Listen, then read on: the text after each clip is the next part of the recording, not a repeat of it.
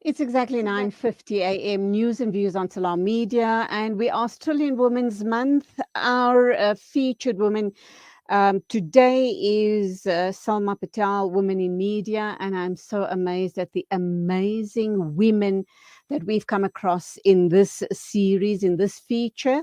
It is unbelievable the amount of Muslim sisters that are in this space and have done amazingly well for themselves. I'm honored, I'm humbled to be in their company. And one such woman is Salma Patel. She is the executive producer of Lotus News and Current Affairs called Newsbreak, and also SABC news editor based in KZN. Assalamu alaikum, dear sister. Welcome to the program. Walaikum salam. Thanks for having me and happy Women's Month. And to you too. I'm honored to be talking with you this morning. Tell us about your journey into the media space as a Muslim woman. Well, I started with the Natal news, not Natal newspapers, the Natal Witness in Pietermaritzburg. I interned there for about a year, and then I think the term is headhunted. I'm not sure, but there was a journalist, there was an editor here at SABC News called Judy Sanderson. She had been reading my articles and my front pages that I had written, and she asks one of the bureau editors in Pietermaritzburg to contact me and tell me that there is a post that I should be applying for. So I applied the post. I came for the interview, and I didn't know that they had already chose me. Oh, wow. So yeah, I had to give in my resignation, move back to Durban with my mother, which was actually cost saving for me. And I started at the SABC in December 1998. So effectively, I've been with the SABC for like about now 25 years, I think it is. Yeah. And yeah, it's been a journey, because I had to start off as a cub reporter, which is a field reporter, and then you move up from there. You move to news and current affairs. I've done news bulletins. I've been a producer, then a senior producer, and now executive producer. And for me, it was a way of actually opening my eyes when I was climbing the ladder. And it was such fun. I mean, Julie, no 2 days are the same. It is absolutely amazing. And the people that you meet along the way is also absolutely amazing. And the thrill is also being a Muslim woman and getting that kind of respect where, you know, people just have that extra respect for Muslim women. I have no idea what it is, Alhamdulillah. but it Alhamdulillah. was such fun, and it is still fun. I guess it's really about that issue. You wear a hijab, you're a Muslim woman, and the Western narrative about us as Muslim women is that we are probably in an in an oppressive relationship. We are, we do the bid of our seniors, our parents, our husbands, etc., etc. And then when they meet women in media, not only women in media, Muslim women right across the board, whichever profession they might be in, they realize, hey, she is exactly like me, a white, black, pink, or blue woman. She has exactly the same aspirations as I have, and she can go on to achieve anything and everything any other woman of power is able to and wants to achieve. Spot on. That's exactly it. It's a kind of respect that you get when people think, wow, you know, what I'm reading in the media is not true. Here's a Muslim woman who is actually going places and doing things and meeting people, and, you know, especially meeting a lot of people of, you know, different origins. And it's really exciting to be in this industry. I came into this industry in 1998, which was like about, what should I say? We were going through transition. Whereas my colleagues like Amina Frenzy, Judy Sanderson, Mary Papaya, that founded SANEF, the South African National Editors Forum, they had to work to integrate newsrooms. So there was black newsrooms and there was English, white newsrooms, which they had to learn to integrate. I came from a generation where we were already integrated, but we still had to fight things like, you know, discrimination among women. Came in at a time when women earned less than men. You know, our salaries had to be adjusted during the years. It was a difficult fight, but we managed to do it. So it was across the board. We had colleagues from all different races and religions, and that made it actually easy for us to learn about their cultures and where they come from and what their arguments are and what their challenges they face. So as women, it was quite exciting because you're a Muslim woman in this organization and someone who is trying to make a change. So, one of the stories I must relate to you is when I came into this industry, which is broadcast. Um, I came in at a time when all the community radio stations started mushrooming. So they applied for licenses and they became community voices, and it was nice. It was great that we had people who actually tuned into them to learn what's happening at grassroots level. So while we were doing all the national stories and some with some local flavor, especially with Lotus FM, community radio stations were allowed or could take it forward on a community basis. And that was very exciting. I remember at one of the talks that I had to give at a community radio station, um, there was a gentleman there who said women should not be on radio, especially Muslim women. They should not be on radio. And I asked him, I said, but why? Why would you say something like that? And he said, their voices entice me. So Okay, so he he was being enticed by Muslim women being on the radio, not understanding that we're actually here to do a job. We're not here to entice you. So mm, we managed to talk to him and speak about it offline. And even the community radio station manager says, you know what, in terms of diversity, Islam sees men and women as equals. So I don't think she's enticing you. I think she is just delivering the news, which is something that you need to know in your family and in your of your family and your surroundings and your community. So it was challenges like that that I faced. Some were humorous, some were more serious, but I tend to always remember the humorous ones. I don't know why. okay.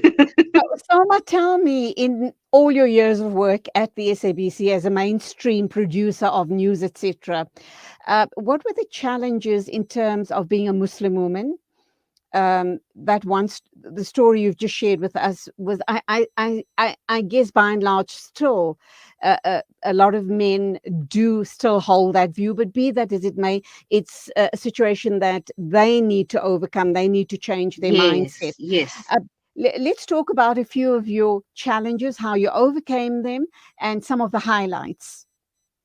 Well, a few of the challenges that I managed to overcome was, well, what did I face? I was also the executive producer of Lotus FM, which is the radio programming side, not the Yep. news side.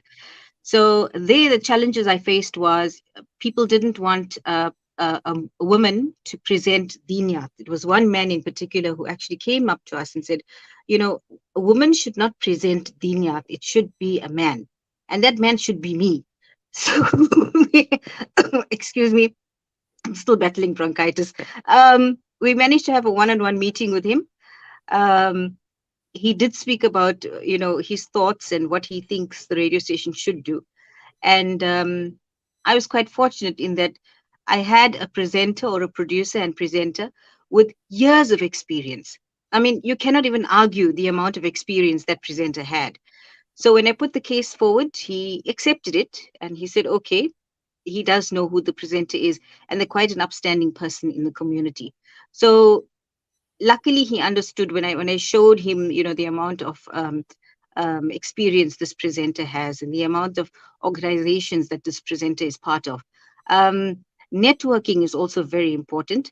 Some of the challenges we face when we go out on stories and try and network with people is there's always that you've got to check if the food is halal. If it's not halal, then you move to the veg or you just abstain. There's a lot of times when you go to a function and there's welcome drinks and there's alcohol in it. So you've got to be wary of that. You've got to always ask about, where this food has come from, what it contains. And then also with news, one of the challenges I faced with is the India-Pakistan conflict. We've got two organizations here in Durban. One is called India Independence, I think it is, and the other one is called the SA Pakistan Forum. They actually reached, were at loggerheads and had come to the Consul General here in Durban to protest. This was the Pakistani side. And then it was the Indian side that also came to protest. So there was threats of a clash. And one of the things I had to do was to do live radio, which is so exciting. You're out in the field, you're on your phone, you're tweeting, you're Facebooking, you're doing whatever on Instagram. And that story actually gets out. And when you tell people, tune in now, you're actually drawing more ears to the platform. So that was one of the exciting things for me, to actually be on the field and notice that, there is always police on your side. There's always someone that's helping you. And we were protected. And as long as you had your media card, and yeah, that was one of the more exciting things for me. But the threat of the clash, it was just, I think it was play. No clashes happened. They dispersed Alhamdulillah. peacefully. Then that was one of the more exciting stories that I did. Other exciting things were meeting Khalima Motlanthe, the deputy president at the time. We also met Thabo Mbeki, that's some of the big names. I've been on media trips to India to celebrate India Independence Day.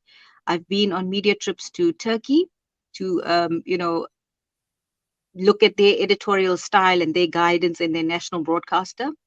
And I've been to Mauritius twice. Once was for the 50th Independence Day, and the other was for a religious festival called Shivaratri. That really opened my eyes. Shivaratri is a Hindu festival. But lo and behold, Juliapa, we had Muslim people that were involved in full hijab. There's a time when what the Hindus do is they actually make these like carts, and they display their gods, and obviously throw flowers and pay homage to their god Shiva. And we actually had some Muslim women and Muslim men in hijab. They were the ones beating the drums, pulling the chariots, helping to pull the chariots. And along the way, dotted along the route, you get little stalls that give you free food, but it's all vegetarian, no meat. So you get like a sugar water, ice water, and you get chole bhatura, which is a lovely puffed up puri made with chickpeas, the curry, and you get some green chili. Other stands have like things like chili bites and samosas.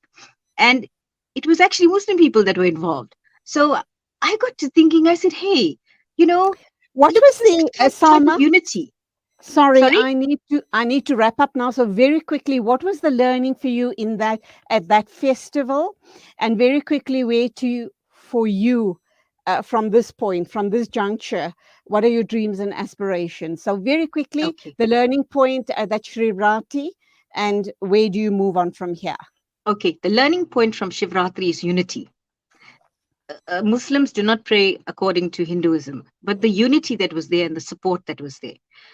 Where to from here? I don't know. I'm actually looking forward to my retirement, to stay at home and maybe open up a restaurant, or look at mass cooking for Okay. weddings and things like that. So that's where I plan to That's where go. you're at. Salma Patel, an absolute pleasure chatting with you this morning. You go well. We salute you for the amazing work and your amazing life in media. May Allah subhanahu wa ta'ala accept all your efforts.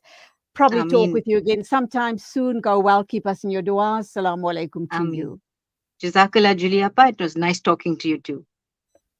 It is exactly 4 after 10 o'clock, and that, of course, means wrap up time for me right here on News and Views on Salam Media.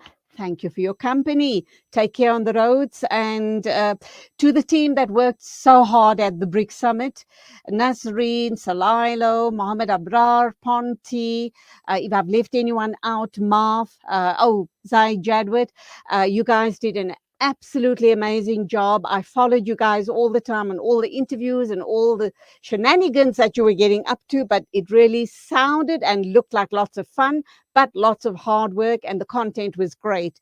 Guys, keep it up. Till the next time, Assalamu alaikum and Khuda Hafiz from me, Julie Ali.